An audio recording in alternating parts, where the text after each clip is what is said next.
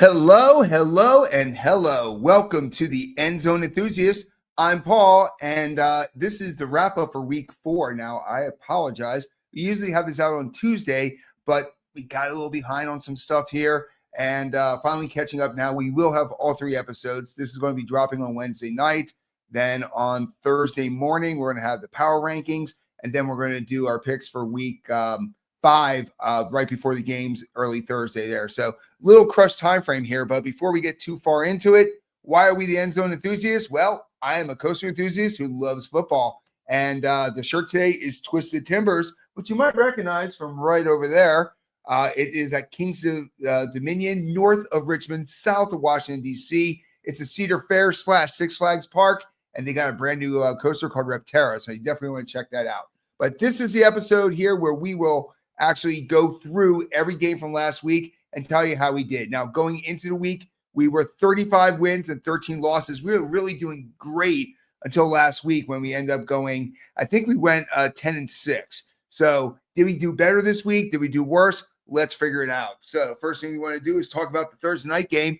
That was the Seattle Seahawks against the Arizona Cardinals. Now, this game here, both teams were equal. All right, so the winner of this was going to end up being probably in first place of the NFC West. Now, they got here 2 different ways. Arizona basically does just enough to win and, hold on to the lead and all that kind of stuff. They're a little bit shaky. Meanwhile, after an early loss against San Francisco, Seattle was looking like a very solid team. Sam Darnold has found Smith and Jigba, great teaming there. The defense is getting better and better. So going into this, you had both teams equal, but one was a little bit higher than the other. So how would this work out? Well, I picked the Seattle Seahawks, and I was 100% correct there. Darnold is just looking really comfortable there. And the running attack with Walker Jr., he has been really surprisingly good with the way he's been busting through the lines and getting those big gains that they need. Meanwhile, Arizona, I've been saying it for a couple years. Is Kyler Murray the actual quarterback that can do this? He seems to be just good enough not to lose. Him and Trevor Lawrence have a lot in common where there's a lot of hype. They were number 1 seeds, number 1 draft picks coming out of their classes. So they're getting a little bit more leadway, but are they really as good as some guys who are playing backup? Trevor Lawrence we'll talk about later, but right now, Kyler Murray, I'm not sold on him anymore. You got Trace from McBride. You're going to be hurting because James Conner's out for the year. So I kind of see him going 2 different ways. Seattle won, and they're going to be taking that step forward, while Arizona is going back to what we expect from them, a C+, C- student there, right around 9-7, 9-8, 8-9, that kind of thing there. So, but I did get that one correct. So let's go into the next game, which was I called this the tough matchup, which was the first international game that they had this year in Ireland. Minnesota going against the Pittsburgh Steelers. Now, Minnesota, they had, what's his name there? Carson Wentz. I should know that, right? I'm an Eagles fan. Carson Wentz, quarterback in there, while Pittsburgh has got the old guy, but the old guy's been very solid. So going into this, Pittsburgh got lucky the week before with New England fumbling 4 or 5 times with turnovers and stuff, and they squeaked by the Patriots. Meanwhile, Minnesota had a dominating win going up against Dallas. So going into this, Minnesota seemed to have the advantage. But you know what? I went with Minnesota, and I was wrong.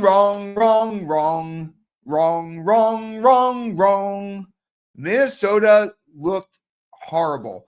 And the defense of Pittsburgh looked like they took a step up there. Now, it's one of those things that was Carson Wentz that bad, or was the game plan for Pittsburgh that good? And I like to say it's a little bit of both. Carson Wentz had a really good renaissance the week before. People were talking like maybe we don't want JJ back. We have a team that's ready to win now. Maybe we should have the veteran in there. I might have been one of those people saying that. But the reality is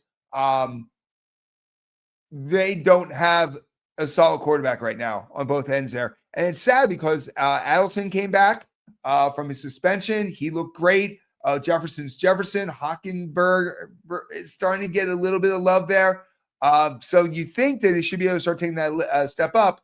But against Pittsburgh, they just did not. And the way the cards fell here, Pittsburgh right now is probably one of the most dominating teams in the NFC North. And that's saying Cincinnati and that's saying Baltimore. We'll be talking about those games in a little bit. But right now, Pittsburgh is looking like the cream of the crop there because of consistency. They're not going too high. They're not going too low. They're playing at that level. And like I said, Aaron Rodgers, in his experience, he doesn't make the mistakes that a lot of other quarterbacks do. So I was wrong there, and I apologize because I hate being wrong. Now, the next game here was what I call the redemption game. And let me make this a little bit easier for me to see here. And that was the Washington Commanders going against the Atlanta Falcons. Now, why was this a redemption game? Well, Marcus Mariota came out last week and just played really well. They ended up winning the game, and you thought they were on that way, an upward trajectory here. Meanwhile, when it came to Atlanta, wow, they shit the bed. I'm just going to say it. I don't bleep it. They were horrible. And going into this, you were kind of thinking, okay, Washington's going to be who Washington is. They don't have Scary Terry, and they don't have Daniels, but Mariota did pretty well there. And they do have, Debo and stuff like that. So maybe they'll be able to survive it. Meanwhile, Atlanta, you're just like, are they good? Are they bad? We don't know. Well, I thought there was going to be I thought Atlanta was going to have a bounce back, and I was correct. Atlanta actually dominated this game. And the main part was Penix looked good. He even got Kyle Pitts a touchdown there. So Atlanta at this point, we're still trying to figure out, are they good? Are they bad? Are they good? Are they bad? I really don't know how that's going to turn out here. And that's going to be a roller coaster ride the entire year. Meanwhile, Washington, they're now 2-2. The Eagles, much better than them right now. If they don't right the ship and the Eagles keep doing what they're doing, I hate to tell you this, the division might be over by the end of October. So that was that game there. Next one is the outs game. Now, I called this the outs game pretty much because I thought it was going to hurt the Saints. The Saints had the week before a very horrible game. They did not show up. The first two games of the year, you're like, well, maybe they're not as bad as we think. The last week, week 3, they looked bad. Meanwhile, you had Buffalo, who was not dominating the last couple weeks, actually not dominating any games this year, but they were winning. So going into this, you're kind of like you got one of the worst teams against one of the best teams. Well, you know what? I picked the best team, and Buffalo went undefeated. And the score didn't make it look as close as it was, but it wasn't really until the fourth quarter that the team was taking the steps. And it's not all Josh Allen. James Cook has been doing very good with the running attack, which is great to see. But the one thing of the concern, they're 4-0, and there's only 2 teams that are undefeated right now. They're 4-0, but they need to get that defense checked out because that defense is just getting a little scary. All right, next one was the Rust Belt matchup, which was boom, boom, boom. Cleveland Browns, who had that amazing victory against Green Bay, going up against a team that Green Bay embarrassed in week 1, Detroit Lions. So you basically got that defense of Cleveland carrying that team. Meanwhile, you've got the offense that looked flawless the week before with Detroit. How is that going to play out? Well, I was correct. The Lions are back, guys. The Lions are back, and they are definitely, when you look at our power rankings, they're top 5 now. They had that blip there, but the last 3 weeks, they've been dominating. Meanwhile, Cleveland, we just found out today, is making a change. It's going to be Dalton now taking over for Flacco, and I highly agree with that. Shedeur Sanders, no. The kid's barely getting practice squad reps. He's not even the backup. The backup is actually going to be, for Gabriel's, is actually going to be Flacco. So it's not even like Shedeur is, there in case Gabriel falters. No, they'll go back to Flacco before they go back with him. You got to admit it. I'm sorry, but Shedeur Sanders is not an NFL quarterback. He's not putting in the work. He's not progressing the way that Kevin Stefanski, who won, I believe, twice Coach of the Year, he's not doing it. So at this point here, all the people are like, Shedeur Sanders needs a chance. Oh, my God, it's so racist and whatever. No, he's just not. He's another Johnny Manziel. They excelled in a certain system in college, but they're not putting in the work. They're not doing what needs to be done for the NFL. It's kind of ironic that they're both Cleveland, but that's just how it is.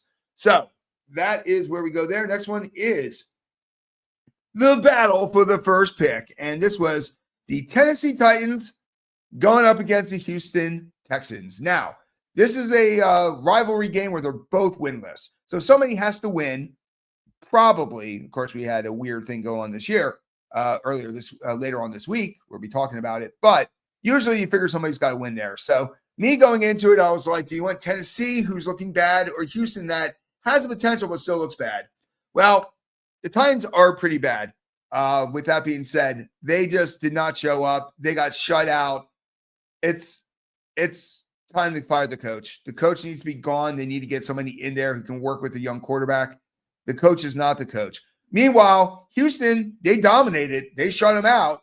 I still got a lot of questions. And with two other teams in the division that keep on winning or are ahead of them, they're in third place here. I don't see them making it any farther unless they can really right the ship and have that offensive line not have 6 guys block one guy with the other 5 running free. It looks pretty bad there. So Houston, congratulations, you got the win, but I'm not sure how many more you're going to have.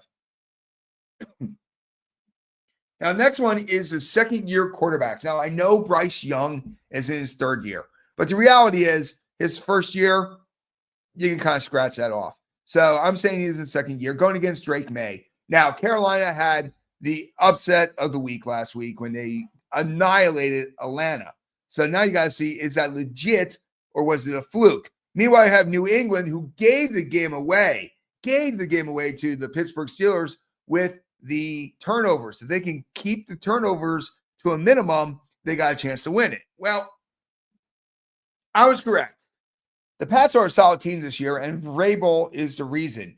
You don't have many more, mixtures in there. Yeah, you have Diggs and all that stuff, but the reality is the leadership is what's really helping Drake May out and the discipline that he brings to it. Meanwhile, Carolina, we don't know what you are at this point. Congratulations on that fluke win against Atlanta. I don't see it happening anymore. I like Dave Corrales, but unless he can right this ship quickly, I see him maybe being gone by the end of the year. I mean, he doesn't have the pedigree to warrant a 3rd, 4th year at this point. So, both New England, they mixed it up. They didn't turn the ball over. The running attack was solid, and they got Diggs involved. And I see these guys as being a legitimate, possibly wild card team. Only time would tell. All right. Well, this was an embarrassing title. I had this as It's Getting Ugly game. The LA Chargers against the Giants. And the reality is they benched Russell Wilson because he just couldn't do it anymore. He was taking too many risks, and then he got afraid to take risks. He started worrying about his interception stats and stuff like that. So they dumped him and brought in Jaden Dart. All right. New rookie quarterback going against that defense of the Chargers. Meanwhile, the Chargers are undefeated. They have swept their division. So, of course, the Chargers were going to win. Well, I was wrong. The Giants pulled off the upset of the year right now. Kind of tied with Cleveland against Green Bay, but this was another big one here. This was an undefeated team. A lot to play for, a lot to do. And they came in there and they took them out. Now, I call it a win because you got your starting quarterback. This is your quarterback you ride and die to the end of the year. Problem is, your number one player, Neighbors, is now out for the year with the ACL. What are they doing at MetLife? Every other team has it's all about safety. Meanwhile, they have this horrible turf over in MetLife Stadium. Eagles got to play there sometime this year. You got all these teams that go in there. They got to do something about it. It's not safe. So because of that, the Giants win, but they also lose. But of course, I got it wrong because everybody and their grandmother was picking the Chargers.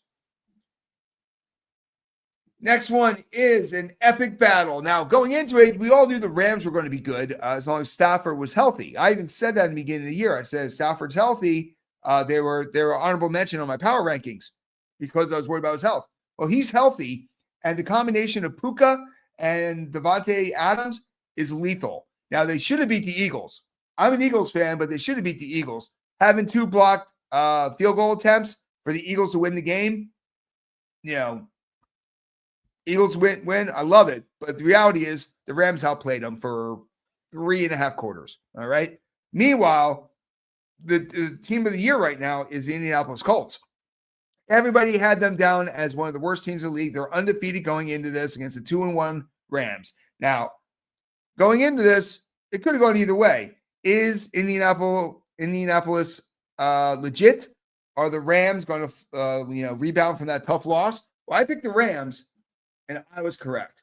However, Indianapolis played amazing. All right. There was one player, I can't remember his name right now, which is lucky for him, who got cocky and fumbled the ball on the 1 yard line before going into the end zone. And then he also did a holding penalty to actually stop a huge run by Jonathan Taylor. So if one of those if both of those don't occur, if only one of those occurs, Indianapolis is undefeated. But they both happened. That player definitely needs to be disciplined, smacked in the head. I don't know what it is with these players. They're like, I'm running the end zone. Let me switch hands quick so I can cheer. Well, you fumbled. Just hold on, get into the end zone, and then move the ball. There was no reason to do what he did. And it fumbled and went out of the end zone. It was a touchback for the Rams. You cost the team the game. That was a touchdown. And he did an amazing run to get there. He was spinning and fighting off blocks. He did all the hard work.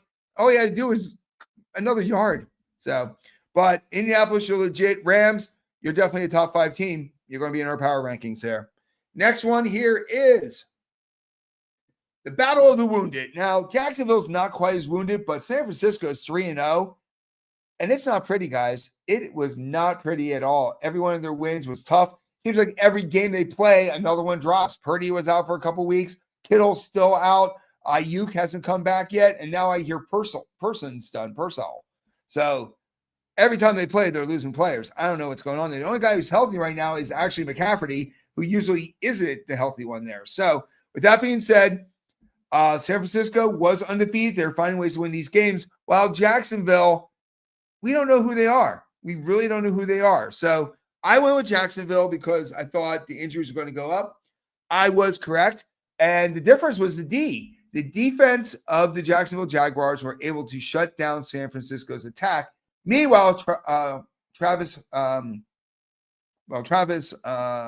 what's his name? The rookie is not doing it right now. So hopefully he finds his way. But the reality is Trevor Lawrence, he's got to pick a lane here. He's mid. He's mid. So Jacksonville, I feel good. You're 3-1. So is Indianapolis. So you guys are battling for the top there. And the other guys, Tennessee has yet to win. And 1-4, I guess, is Houston. So at this point, it's a 2-dog race. If you're going to compete with Indiana Jones, you're going to have to figure some stuff out there on the offense. But I got that one correct. Loser season ends. So this was a marquee game. And going into it, I thought it was going to be a marquee game. And they end up not being a marquee game. So Kansas City has been against the ropes. They 3-0, a lot of tough losses. How are they going to, turn this thing around? And 1-2 they were. Meanwhile, Baltimore, they seem to be in every game, but they make one or two mistakes and it ends up costing them the game. But going into this, I really thought Lamar and Derrick Henry and Flowers and those guys were going to have an offensive explosion.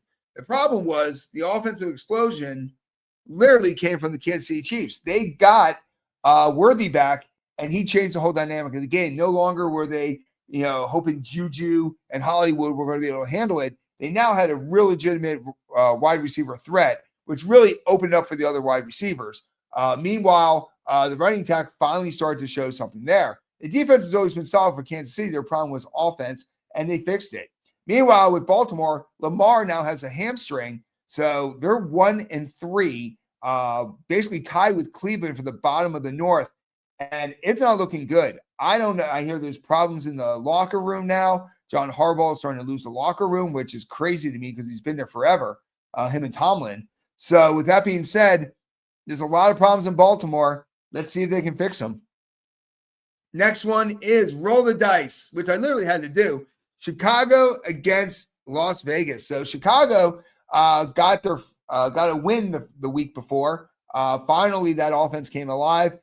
Caleb Williams looked like a legitimate quarterback, throwing it out to DJ Moore. And that whole thing there.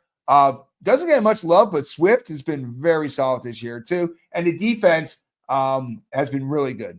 Meanwhile, you got Vegas, who had a great first win, but their problem has been Geno with all these interceptions. So my gut going in there is a 50-50 because, Gentry, I was hoping he was going to have a big game, and he did have a big game this game. But I did pick Chicago, and I got it correct. And the sad part about it is the main problem with everything was, for lack of a better word, it was Geno. Geno has been making too many mistakes at too many key times. And the problem is they have AOC, but they don't really have another backup there. I don't know where Minshew is at this point. But all in all, I think Vegas is going to just keep tanking because Geno tries to do too much. He makes the mistake and ends up costing him the game. Meanwhile, Chicago, you know what? You got the same record as actually, you don't have the same record because we're talking about that, but you are one of the you're still in the race for the North. That's what I'm going to say there. So the next game here is the Micah Bowl, Green Bay against Dallas.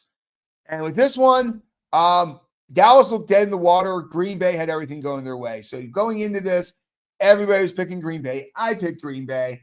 But I got to admit, Dallas defense made it a game. Now, both of them scored 40 points. So with that being said, defenses were good, but they were bending. They were breaking even in overtime. So all in all with this, it was a tie. And a tie doesn't count. It's a push. So what do I mean by that? It's not going to my rankings. It's wrong. Because I was wrong. I wasn't correct. But nobody's picking tie. So when it's a tie, I kind of go with blackjack rules. A push is a win. So this game's not counting there. But if I'm Green Bay, I'm a little nervous now because that's 2 games in a row you did not show up for, and you got embarrassed by Cleveland, and now you just got tied with a horrible team in Dallas. Meanwhile, Dallas, this to you is a victory because you were looking to get your butt kicked. You were thinking Micah Parsons was going to run over there and crush Dak. It didn't happen.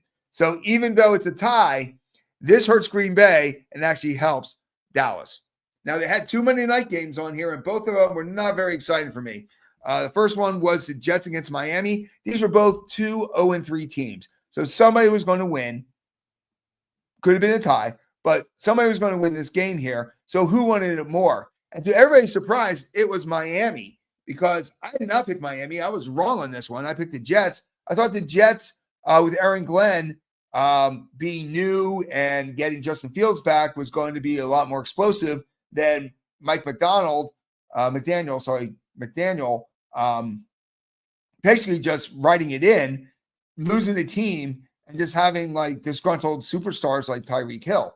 So Miami won, but yet again, this was another win-loss because they won the game, but they lost Tyreek Hill for the rest of the year, just like Neighbors went down with the Giants. So you take a step forward, but it's really going to hurt you the rest of the year there. But I got that one wrong. I picked the Jets. So this is what could have been a bowl here was the second game, which was an hour difference. So it's kind of annoying with that. I did the dual screen, so I was able to watch both, but kind of annoying all in all. But here, Denver has the defense, but the offense has been very shaky. Meanwhile, Cincinnati, 2 years ago when Burrow went down, Browning played really well. Well, that hasn't been the case this year, and has not been the case again this year. So Browning has been the cause for a lot of these losses. He's getting the ball to the receivers. Higgins has been doing decent for me and stuff like that. McCluskey, they're doing okay, but he's making the mistakes. He's doing another Tua. Meanwhile, Denver defense was solid like you expect, and the offense has found it. So that was a victory there. So the last one I want to talk about was the battle of my favorites. Eagles against Tampa. And you know what? This was actually another game of 2 halves. The Eagles came in there and they punched them in the face. I was worried. It was like 23-3 at one point. I'm sitting here like, wow, Tampa is not matching up. But the second half, Eagles disappeared. Nothing offensively. And Baker just kept moving them up. And the reality is Baker should have thrown the ball away, but he tried to make a play and it got picked off in the end zone. If that ball doesn't get picked off in the end zone, I'm thinking the Tampa Bay Buccaneers are 4-0, not the Philadelphia Eagles. But the Eagles are 4-0, and to everybody's surprise in my family, I picked Tampa Bay to win. I just thought Baker was doing better. But going into this, Baker, like I said, hope he gets Evans back soon. There is questions now about Bucky and his leg, so hopefully that's not a legitimate thing because that would really hurt Tampa. Meanwhile, the Eagles, they've been good on the injury front. Lane Johnson got banged up, but he's a big boy. He can handle it. What they got to do is get that offensive coordinator lined up and start having more diversity in routes and more creative running plays. Stop doing right down the middle with Saquon. People are stacking the line. I do like the fact that they played off the tush push. So that being said, we were 10-5 in week 4. Not great, but we are 45-18 overall. So I'll take a 65, 70% chance at this point there. So tomorrow morning when you wake up, guess what we're going to have? Power rankings. And then tomorrow night before the first game on Thursday, we're going to have our rankings there. So make sure you subscribe to the channel. I know we're a little bit behind here. We gained another subscriber this week. Thank you so much for watching us. And once again, guys, fly, Eagles, fly. Baker's got to bake. And Bills, just keep doing what you're doing.